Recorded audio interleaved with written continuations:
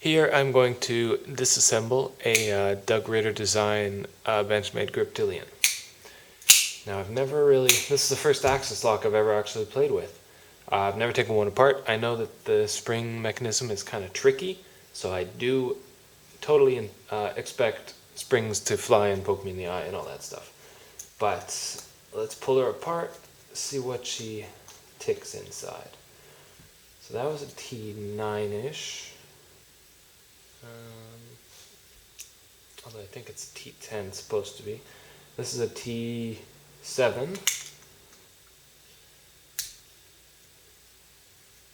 I'm going to get the clip off first.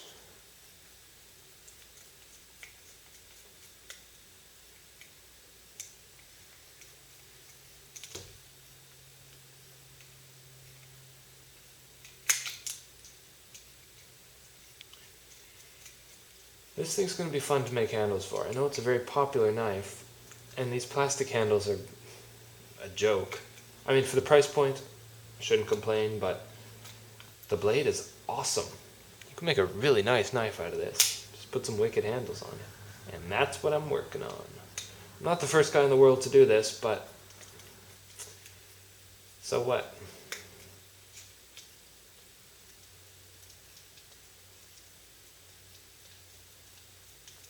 Now I guess I'm kind of going at this as a typical consumer would,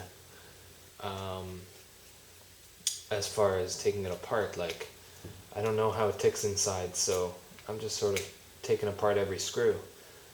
That's how I imagine, most of you would do it. Alright, so I poke the other end of the pivot out. The blade is coming out. Alright, blade comes out. Whoa, these are some wickedly huge washers. That's awesome. Holy cow, I gotta measure those.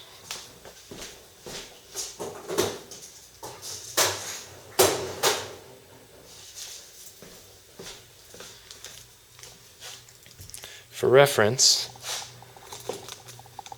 I don't know where'd it go. Let's pull this out. This little baggie is the take-aparts from a Spyderco Sage 2. So that's the Spyderco bushing. That's the Griptillian bushing. Holy crap. That's amazing.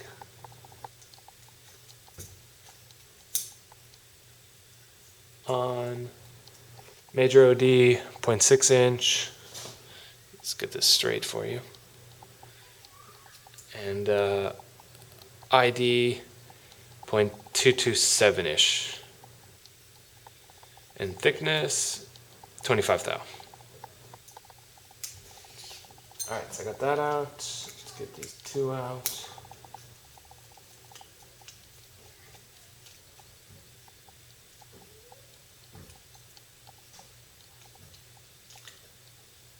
The two halves just come right apart.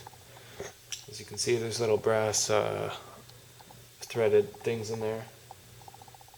Interesting. Oh, the Axis still works. This is cool.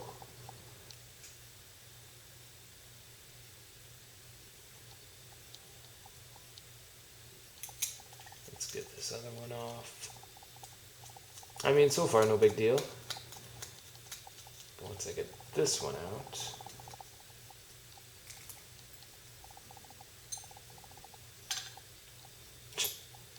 okay. Yeah, I mean, Axis still works with these two together. There's a pin there.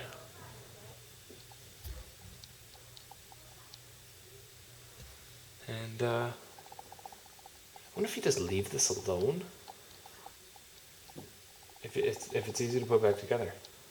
Anyway, once I do get this all figured out and get new handles made, I will do a very in-depth video of how to assemble it properly and easily. But as far as from a handle point of view, we are looking at, these are very hollowed out, wow. They're like a shell, it's kind of cool. So I need to make an aluminum handle and pocket out the backside so that this mechanism slips inside perfectly. And I only need to pocket down, 65 thou. Just enough to bury the liners, right? Oh no. And then a bit of a backspacer.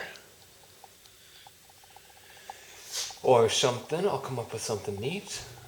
A bit of an opening to get the jimping through on the top and the bottom. That'd be easy. Although it'll be pointless for me to digitize the inside of this. What I'll have to do is digitize the profile of this, and then just sort of in CAD shove it all together and see what fits best. Neat. Also, I will have to thread and tap the new aluminum handles to make up for these, which is fine. I wonder what the screw thread is. I wonder if it's 256, like this Mannix.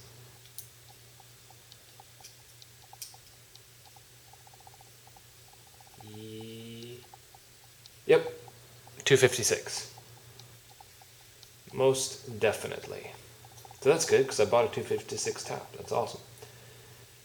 So this is the Axis, huh? That's neat. Just two springs, some washers. It's pinned on the top here.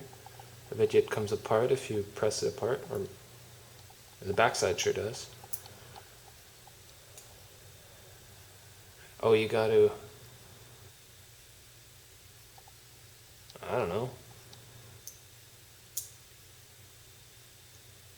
I wonder if the Axis bar, no, there we go.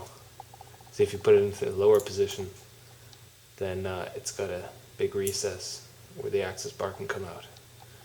And this side can get popped out. So anyway, there. That's cool though. Yeah, I bet you if you pull the springs out, move the Axis bar to the big location down here, like I just sort of inadvertently did. Get that spring off, Axis bar comes out.